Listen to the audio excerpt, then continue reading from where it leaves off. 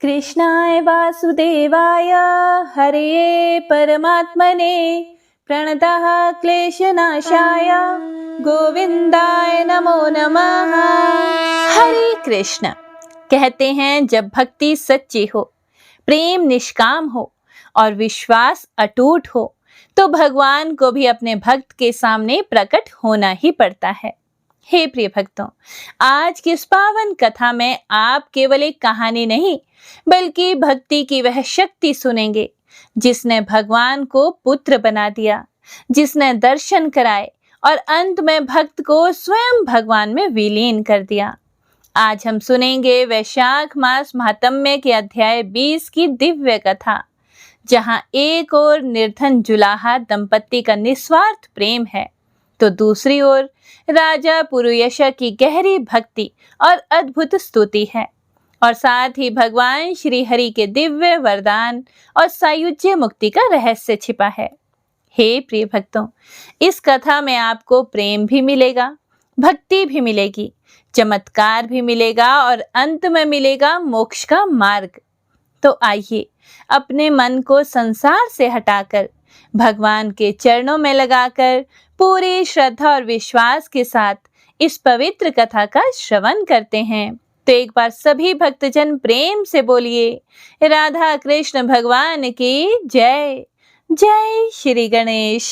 श्री श्रुतदेव जी महाराज कहते हैं, परमात्मा भगवान नारायण 4 भुजाओं से सुशोभित थे।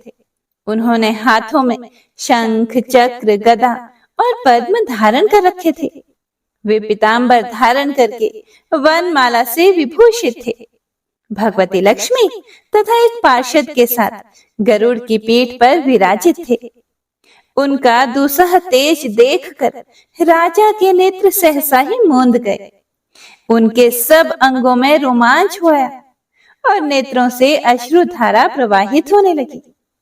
भगवत दर्शन के आनंद में उनका हृदय सर्वथा डूब गया। उन्होंने तत्काल आगे बढ़कर भगवान को साष्टांग प्रणाम किया। फिर प्रेम विभल नेत्रों से विश्वात्म देव जगदीश्वर श्री हरि को बहुत देर तक निहार कर उनके चरण धोए और उस जल को अपने मस्तक पर धारण किया। उन्हीं चरणों की धोवन रूपा श्री गंगा जी ब्रह्मा जी सहित तीनों लोगों को पवित्र करती हैं। तत्पश्चात राजा ने महान वैभव से बहुमूल्य वस्त्र, आभूषण और चंदन से हार, धूप, दीप तथा अमृत के समान नैवेद्य के निवेदन आदि से एवं अपने तन, मन, धन और आत्मा का समर्पण करके अद्वितीय पुराण पुरुष भगवान विष्णु का पूजन किया। पूजा के बाद इस प्रकार स्तुति की, जो निर्गुण निरंजन एवं प्रजापतियों के भी अधीश्वर हैं, ब्रह्मा आदि संपूर्ण देवता जिनकी वंदना करते रहते हैं, उन परम पुरुष भगवान श्री हरि को मैं प्रणाम करता हूँ। शरणागतों की पाप राशि का नाश करने वाले आपके चरणारविंदों को परिपक्व योग वाले योगियों ने जो अपने हृदय में धारण किया है, यह उनके लिए बड़े ही सौभाग्य की बात है। बढ़ी हुई भक्ति के द्वारा अपने अंतःकरण तथा जीव भाव को भी आपके चरणों में ही चढ़ाकर वे योगी जन उन चरणों के चिंतन मात्र से आपके धाम को प्राप्त हुए हैं। विचित्र कर्म करने वाले आप स्वतंत्र परमेश्वर को मैं नमस्कार करता हूँ। साधु पुरुषों पर अनुग्रह करने वाले आप परमात्मा को मैं प्रणाम करता हूँ। हे प्रभु, आपकी माया से मोहित होकर मैं स्त्री और धन रूपी विषयों में ही भटकता रहा हूँ। अनर्थ में ही मेरी अर्थ दृष्टि हो गई थी। हे प्रभु, हे विश्वमूर्ते, जब जीव पर आप अनंत शक्ति परमेश्वर की कृपा होती है तभी उसे महापुरुषों का संग प्राप्त होता है, जिससे यह संसार समुद्र गोपद के समान हो जाता है। हे ईश्वर, जब सत्संग मिलता है तभी आप में मन और बुद्धि का अनुराग होता है। मेरा समस्त राज्य जो मुझसे छीन गया था वह भी आपका मुझ पर महान अनुग्रह ही हुआ था, ऐसा मैं मानता हूँ। मैं ना तो राज्य चाहता हूँ, ना पुत्र आदि की इच्छा रखता हूँ, और ना ही कोष की अभिलाषा करता हूँ। अपितु मुनियों के द्वारा ध्यान करने योग्य जो आपके आराधनीय चरणारविंद हैं, उन्हीं का नित्य सेवन करना चाहता हूँ। हे देवेश्वर, हे जगनिवास, मुझ पर प्रसन्न होइए, जिससे आपके चरण कमलों की स्मृति बराबर बनी रहे तथा स्त्री पुत्र खजाना एवं आत्मीय कहे जाने वाले सब पदार्थों में जो मेरी आसक्ति है वह सदा के लिए दूर हो जाए। हे भगवान, मेरा मन सदा आपके चरणार विंदों के चिंतन में लगा रहे। मेरी वाणी आपकी दिव्य कथा के निरंतर वर्णन में तत्पर हो। मेरे ये दोनों नेत्र आपके श्री विग्रह के दर्शन में, कान कथा श्रवण में तथा रसना आपके भोग लगाए हुए प्रसाद के आस्वादन में प्रवृत्त हो। हे प्रभु, मेरी नासिका आपके चरण कमलों की तथा आपके भक्त जनों के गंध विलेपन आदि की सुगंध लेने में, दोनों हाथ आपके मंदिर में झाड़ू देने आदि की सेवा में, दोनों पैर आपके तीर्थ और कथा स्थान की यात्रा करने में तथा मस्तक निरंतर आपको प्रणाम करने में संलग्न रहे। मेरी कामना आपकी उत्तम कथा में और बुद्धि अहर्निश आपका चिंतन करने में तत्पर हो। मेरे घर पर पधारे हुए मुनियों द्वारा आपकी उत्तम कथा का वर्णन तथा आपकी महिमा का गान होता रहे और इसी में मेरे दिन बीते। हे विष्णु, एक क्षण तथा आधे पल के लिए भी ऐसा प्रसंग ना उपस्थित हो जो आपकी चर्चा से रहित हो। हे हरे, मैं परमेष्ठी ब्रह्मा का पद, भूतल का चक्रवर्ती राज्य और मोक्ष भी नहीं चाहता, केवल आपके चरणों की निरंतर सेवा चाहता हूँ, जिसके लिए लक्ष्मी जी तथा ब्रह्मा शंकर आदि देवता भी सदा प्रार्थना किया करते हैं। हे प्रिय भक्तों, राजा के इस प्रकार स्तुति करने पर कमल नयन भगवान विष्णु ने प्रसन्न होकर मेघ के समान गंभीर वाणी में इस प्रकार कहा, हे राजन, मैं जानता हूं तुम मेरे श्रेष्ठ भक्त हो, कामना रहित और निष्पाप हो। हे राजन, मुझ में तुम्हारी दृढ़ भक्ति हो।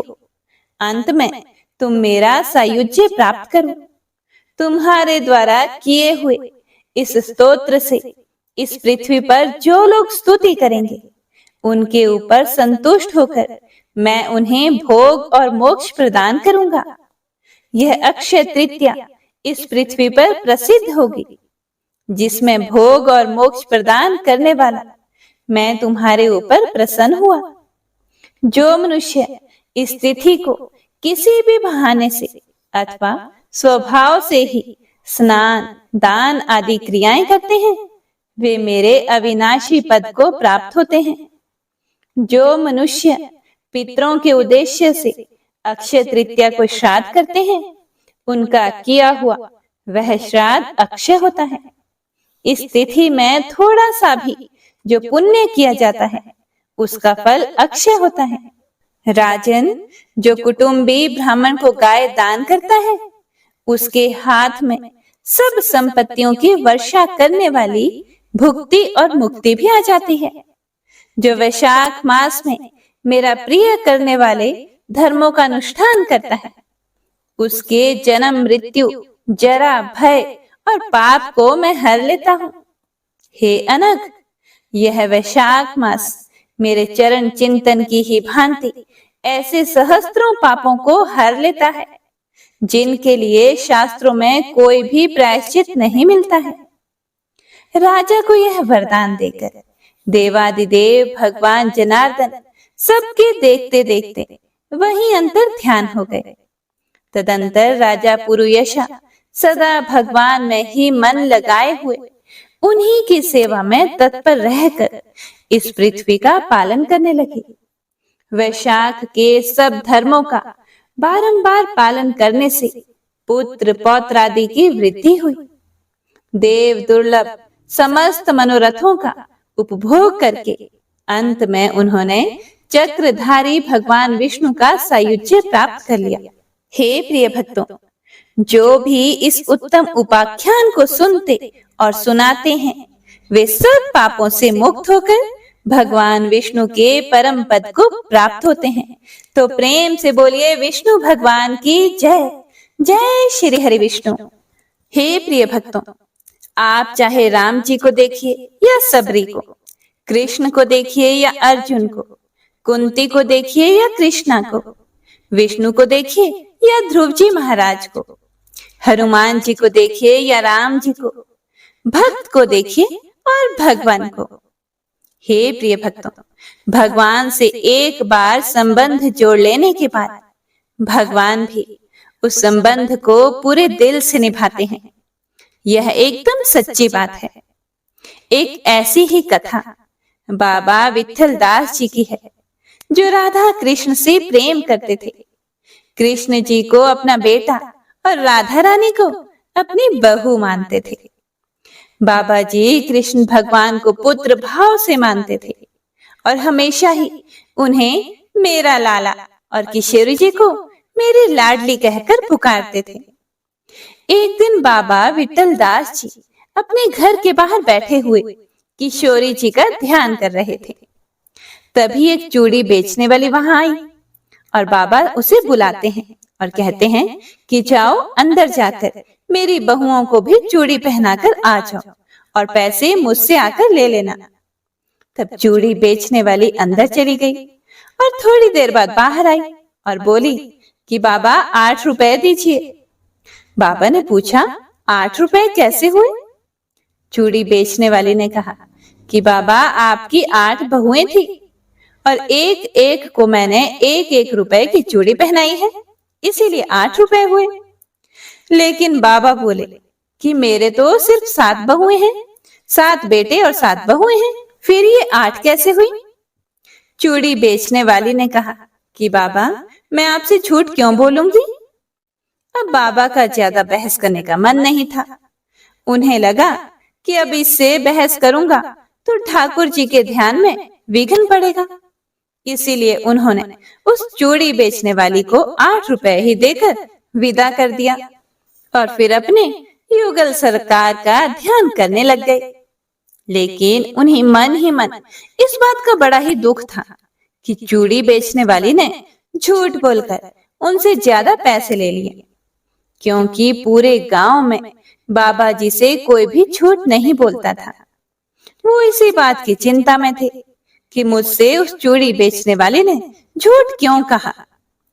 रात में बाबा जी को सोते हुए स्वप्न में किशोरी जी आती हैं और कहती हैं कि बाबा, ओ बाबा।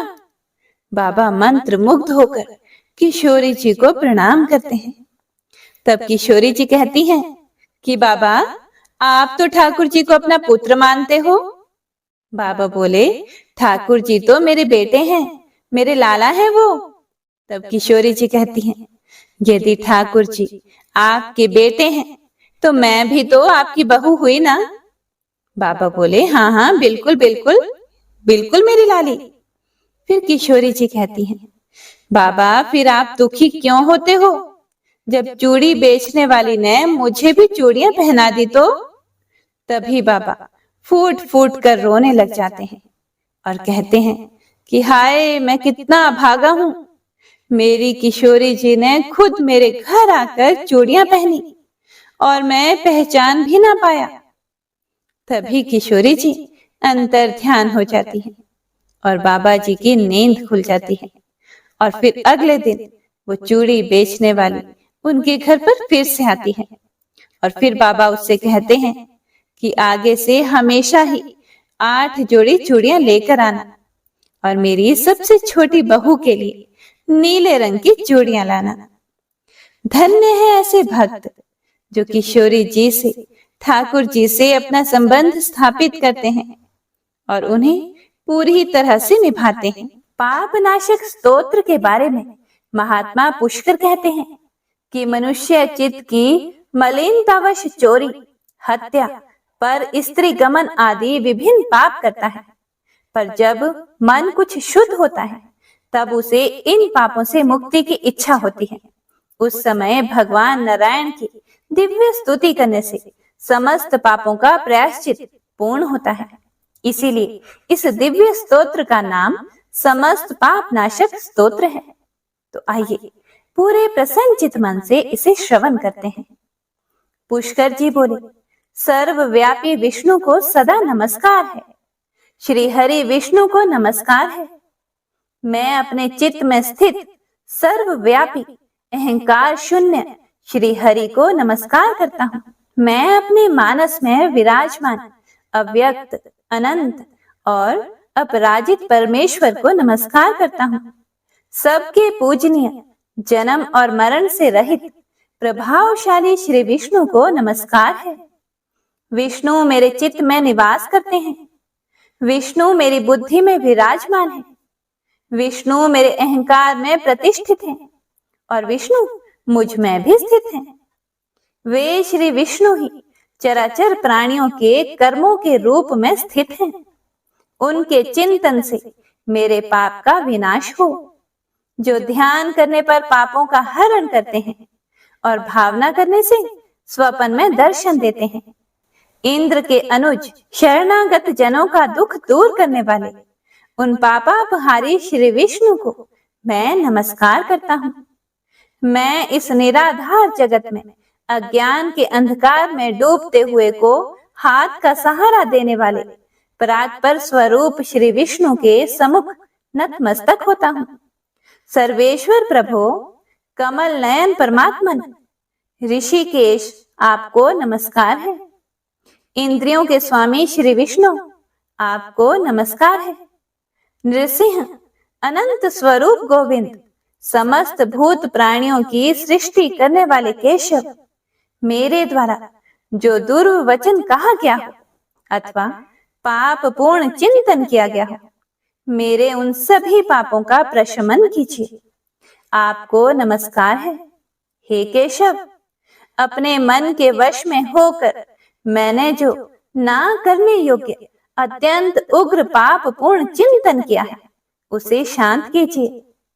परमार्थ परायण ब्राह्मण प्रिय गोविंद, अपनी मर्यादा से कभी च्युत न होने वाले जगन्नाथ, जगत का भरण पोषण करने वाले देवेश्वर, मेरे पाप का विनाश कीजिए। मैंने मध्याह्न, अपराह्न, सायंकाल एवं रात्रि के समय जानते हुए अथवा अनजाने शरीर, मन एवं वाणी के द्वारा जो पाप किया हो, आपके इन तीनों नामों पुंडरीकाक्ष, ऋषिकेश और माधव, इन तीनों नामों के उच्चारण से मेरे वे सभी पाप क्षीण हो जाएं।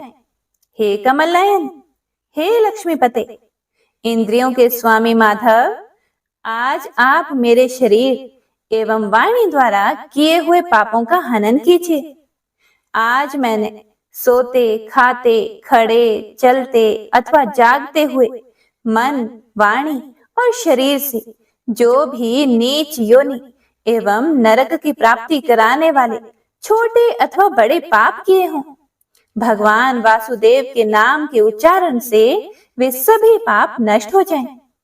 जो पर ब्रह्म, परम धाम और परम पवित्र हैं, उन श्री विष्णु के संकीर्तन से मेरे पाप लुप्त हो जाएं।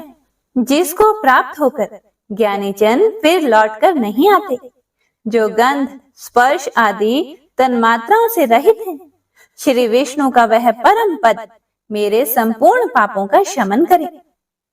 महात्म्य, जो मनुष्य पापों का विनाश करने वाले इस स्तोत्र का पठन अथवा श्रवण करता है, वह शरीर, मन और वाणी जनित समस्त पापों से छूट जाता है एवं समस्त पाप ग्रहों से मुक्त होकर श्री विष्णु के परम पद को प्राप्त होता है।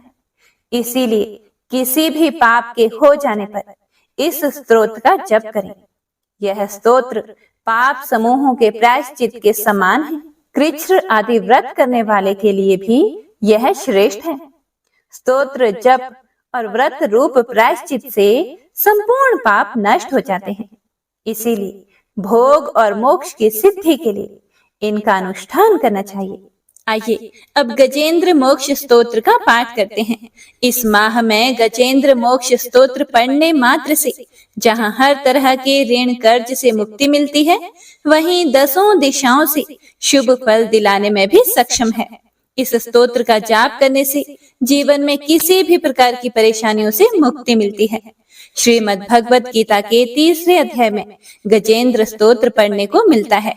इस स्तोत्र में हाथी और मगरमच्छ के साथ हुए युद्ध का वर्णन किया गया है और गजेंद्र जब युद्ध से हार जाता है तो भगवान श्री हरि विष्णु का ध्यान करके उनकी स्तुति करता है और उसकी स्तुति से प्रसन्न होकर भगवान श्री हरि विष्णु आते हैं और उसे मोक्ष प्रदान करते हैं।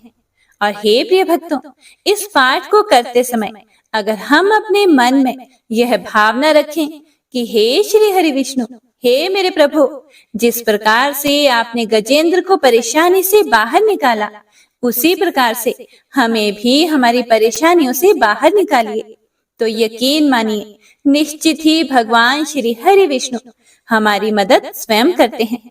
तो आइए अब सच्चे मन से भगवान श्री हरि विष्णु का ध्यान करके इस परम कल्याणकारी स्तोत्र का पाठ करते हैं। जय श्री हरि विष्णु।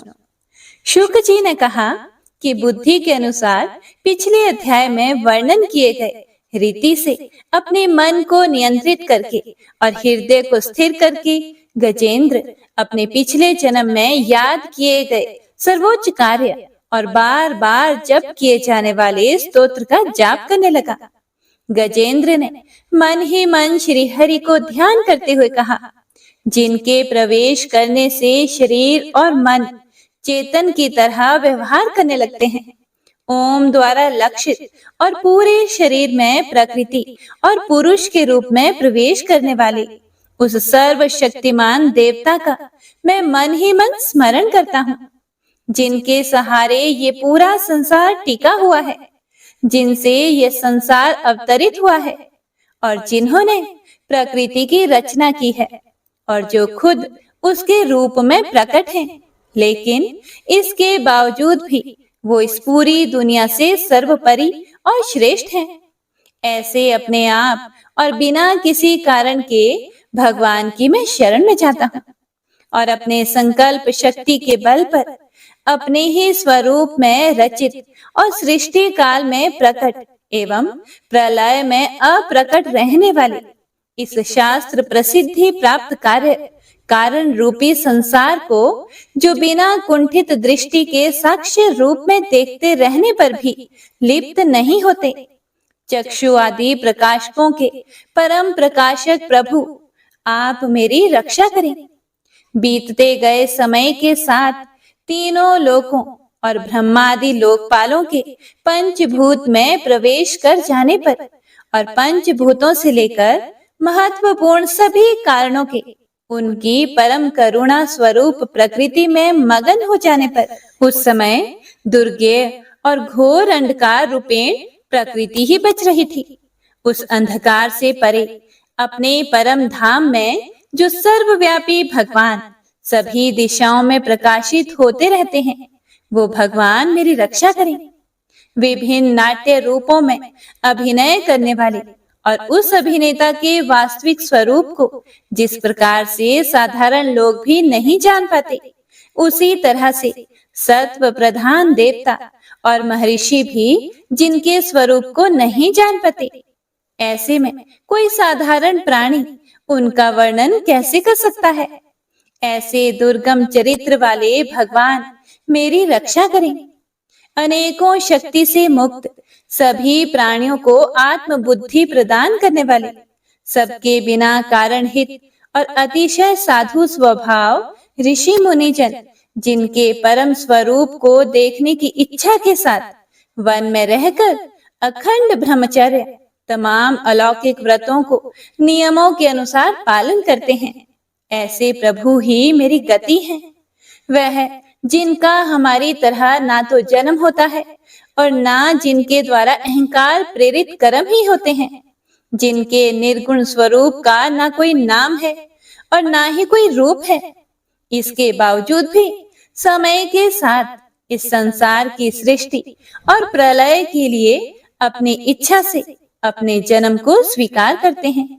उन अनंत शक्ति संपन्न परम ब्रह्म परमेश्वर को मेरा नमस्कार है। उन प्राकृत आकार रहित और अनेक रूप वाले अद्भुत भगवान को मेरा बारंबार नमस्कार है। स्वयं प्रकाशित सभी साक्ष्य परमेश्वर को मेरा शत शत नमन है। वैसे देव जो मन, वाणी और चित्त वृत्तियों से परे हैं, उन्हें मेरा बारंबार नमस्कार है। विवेक से परिपूर्ण पुरुष के द्वारा सभी सत्व गुणों से परिपूर्ण निवृत्ति धर्म के आचरण से मिलने योग्य और मोक्ष सुख की अनुभूति रूपी भगवान को मेरा नमस्कार है। सत्व गुणों को स्वीकार करके शांत, रजोगुण को स्वीकार करके घोर और तमोगुण को अपनाकर मूढ़ से प्रतीत होने वाले भेद रहित अतएव सदा संभाव से स्थित ज्ञान धन प्रभु को मेरा नमस्कार है। शरीर, इंद्रिय आदि के समुदाय रूप सभी पिंडों के ज्ञाता, सबके स्वामी और साक्षी स्वरूप प्रभु को मेरा बारंबार नमस्कार है। सबके अंतर्यामी, प्रकृति के भी परम कारण लेकिन स्वयं कारण रहित भगवान को मेरा शत शत नमस्कार है। सभी इंद्रियों और सभी विषयों के जानकार, सभी प्रतीतियों के कारण रूप संपूर्ण जड़ प्रपंच और सबकी मूलभूता अविद्या के द्वारा सूचित होने वाले और सभी विषयों में अविद्या रूप से भासने वाले भगवान को मेरा नमस्कार है। सबके कारण लेकिन स्वयं कारण रहित तथा कारण होने पर भी परिणाम रहित होने की वजह से अन्य कारणों से भी विलक्षण कारण आपको मेरा बारंबार नमस्कार है। सभी वेदों और शास्त्रों के परम तात्पर्य, मोक्ष रूपी और श्रेष्ठ पुरुषों की परम गति देवता को मेरा नमस्कार है। वह जो त्रिगुण रूपों में छिपी हुई ज्ञान रूपी अग्नि है, वैसे गुणों में हलचल होने पर जिनके मन में संसार को रचने की वृत्ति उत्पन्न हो उठती हो और जो आत्मा तत्व की भावना के द्वारा विधि निषेध रूप शास्त्र से भी ऊपर उठे हों, जो महाज्ञानी महात्माओं में स्वयं प्रकाशित हो रहे हैं, ऐसे भगवान को मेरा नमस्कार है।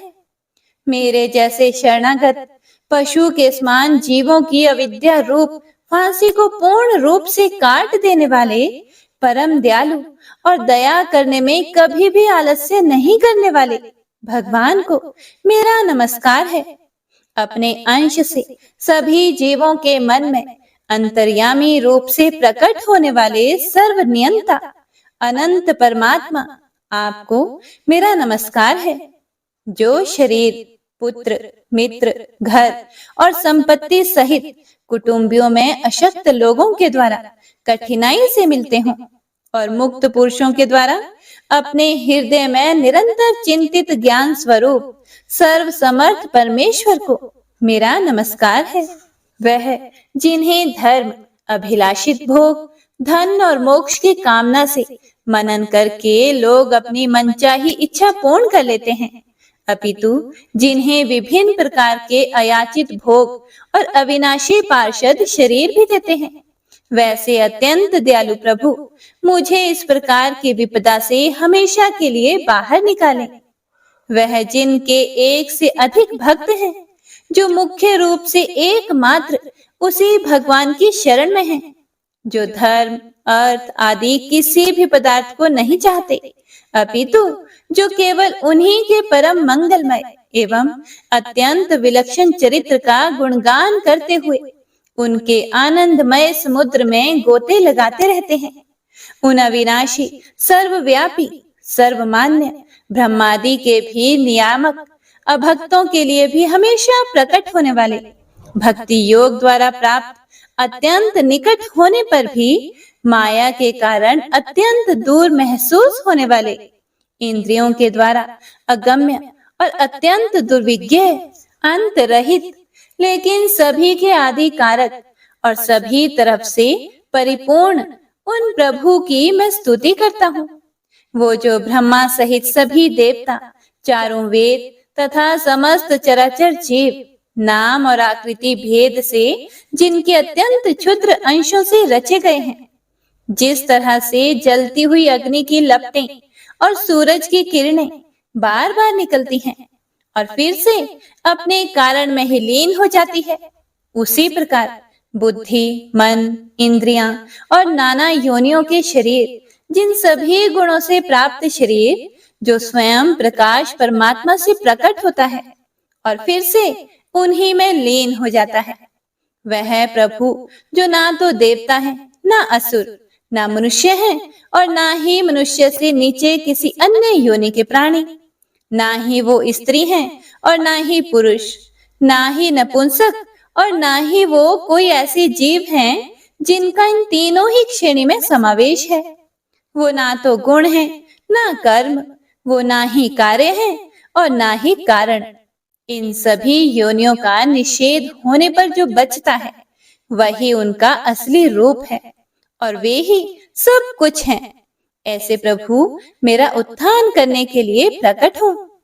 अब मैं इस मगरमच्छ के चंगुल से आजाद होने के बाद जीवित नहीं रहना चाहता। इसकी वजह ये है कि मैं सभी तरफ से अज्ञानता से ढके इस हाथी के शरीर का क्या करूं? मैं आत्मा के प्रकाश से ढक देने वाले अज्ञानता से युक्त इस हाथी के शरीर से मुक्त होना चाहता हूं, जिसका काल क्रम से अपने नाश नहीं होता, बल्कि ईश्वर की दया और ज्ञान से उदय हो पाता है। इस प्रकार से मोक्ष के लिए लालायित संसार के रचयिता स्वयं संसार के रूप में प्रकट, लेकिन संसार से परे, संसार में एक खिलौने की भांति खेलने वाले, संसार में आत्म रूप से व्याप्त, अजन्मा, सर्वव्यापी एवं प्रापत्य वस्तुओं में सर्वश्रेष्ठ श्री हरि का केवल स्मरण करता हूँ और उनकी शरण में जाता हूँ, जिन्होंने भगवत भक्ति रूपी योग के द्वारा कर्मों को जला डाला है, जिन्हें समस्त योगी ऋषि अपने योग के द्वारा अपने शुद्ध हृदय में प्रकट देखते हैं। उन योगेश्वर भगवान को मेरा नमस्कार है। वह जिनके त्रिगुणे शक्तियों का राग, रूप, वेग और असह्य है, जो सभी इंद्रियों के विषय रूप में मौजूद हैं। वह जिनकी इंद्रियां समस्त विषयों में ही बसी रहती है। ऐसे लोगों को जिनको मार्ग मिलना भी संभव नहीं है, वैसे शरणागत एवं अपार शक्तिशाली वाले भगवान आपको मेरा बारंबार नमस्कार है।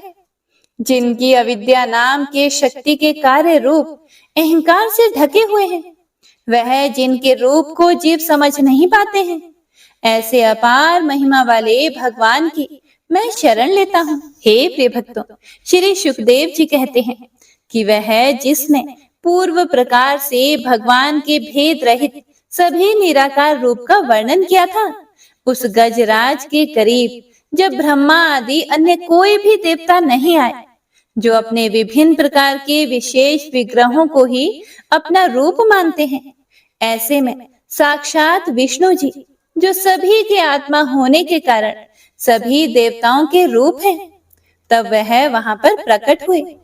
गजराज को इस प्रकार से दुखी देखकर और उसके पढ़े गए स्तुति को सुनकर चक्रधारी प्रभु इच्छानुसार वेग वाले गरुड़ की पीठ पर सवार होकर सभी देवों के साथ उस स्थान पर पहुंचे जहां वह गज था। गज अर्थात हाथी था।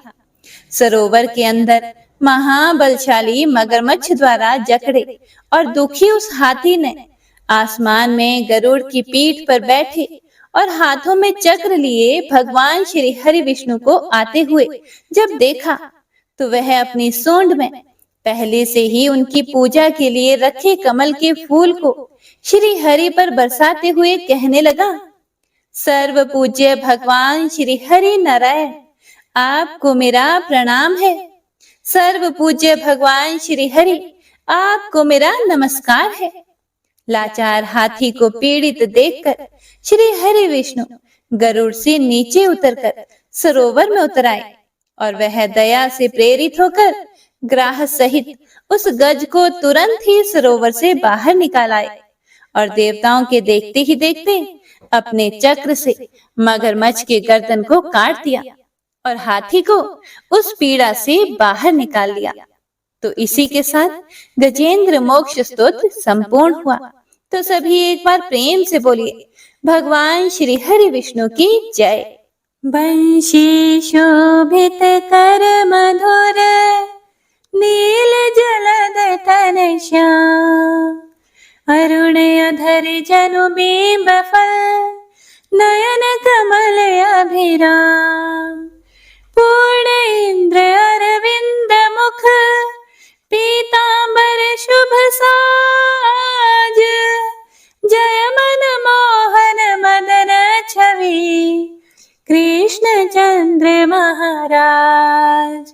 जय यदुनंदन जय जगवंदन, जय वसुदेव देवकी नंदन, जय यशोदासुत नंद दुलारे, जय प्रभु भक्तन के दृग तारे, जय नट नागर नागन थैया कृष्ण कन्हैया धेनु चरैया, पुनि नख पर प्रभु गिरिवर धारो, आओ दीनन कष्ट निवारो, वंशी मधुरे अधर धर तेरे, होवे पूर्ण मनोरथ मेरी, आओ हरि पुनि माखन चाखो, आज लाज भारत की राखो, गोल कपोल चिबुक करुणारे, मृदु मुस्कान मोहिनी डारे, रंजित राजीव नयन विशाला, मोर मुकुट वैजंती माला, कुंडल श्रवण पीत पटाछे, कटिके कणि काछन काछे, नील जलज सुंदर तनु सोहे, छवि लख सुर नर मुनि मन मोहे, मस्तक तिलक अलक घुंघराले, आओ कृष्ण बांसुरी वाले, करि पय पान पूत नहीं तार्यो, अका बका का सुर मार्यो, मधुवन जलत अग्नि जब ज्वाला, भय शीतल लखित नंद लाला, सुरपति जब ब्रज चढ़े और साई, मोसर धार वारी वर्षाई, लगत लगत ब्रज चहन बहायो, गोवर्धन नख धारी बचायो, लखी यशोदा मन ब्रह्माधिकाई, मुख मह 14 भुवन दिखाई, दुष्ट कंस अति उधम मचायो, कोटि कमल जब फूल मंगायो, नाथी काली यही तब तुम लीन है, चरण चिन्ह दई निर्भय कीन है, करि गोपिन संग रास विलासा, सबकी पूर्ण करी अभिलाषा, केतिक महासुर संहार्यो, कंस ही केस पकड़ी दई मार्यो, मात पिता की बंदी छुड़ाई, उग्रसेन कहा राज दिलाई, मही से मृतक छहो सुतलायो, मातु देव की शोक मिटायो, भौमासुर मुरे दैत्य सहारी, लाए 68 सहस कुमारी, दई भिन ही तृण चीर सहारा, जरा सिंधु राक्षस कह मारा, असुर बकासुर आदिक मार्यो, भक्तन के तब कष्ट निवार्यो, दीन सुदामा के दुख टार्यो, तंदुल 3 मूठ मुख डार्यो, प्रेम के साग विदुर धर मांगे, दुर्योधन के मेवा त्यागे, लखी प्रेम की महिमा भारी, ऐसे श्याम दीन हितकारी, भारत के पारथ रथ हाके, लिए चक्र करे नहीं बलता के, निज गीता के ज्ञान सुनाए, भक्तन हृदय सुधा वर्षाए, मीरा थी ऐसी मतवाली, विष पी गई बजा कर ताली, राणा भेजा सांप पिटारी, शालिग्राम बने बनवारी, निज माया तुम विधि दिखायो, उरते संश सकल मिटायो, तब शत निंदा करि तत्काला, जीवन मुक्त भयो शिशुपाला, जब ही द्रौपदी तीर लगा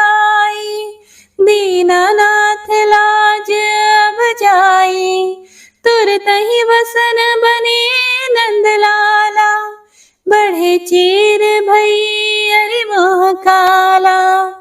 असनाथ के नाथ कन्हैया, डूबत भंवर बचावत नैया। सुंदर दास आसुर धारी, दया दृष्टि कीजे बनवारी। नाथ सकल मम कुमति निवारो, क्षमहु बेगी अपराध हमारो। खोलो पट अब दर्शन दीजिए, बोलो कृष्ण कन्हैया की जय। बोलो कृष्ण कन्हैया की जय। बोलो कृष्ण कन्हैया की जय। यह चालीसा कृष्ण का पाठ करे उरधारी, अष्ट सिद्धि नवनिधि फल लहे पदारथ चारी। जय श्री कृष्ण।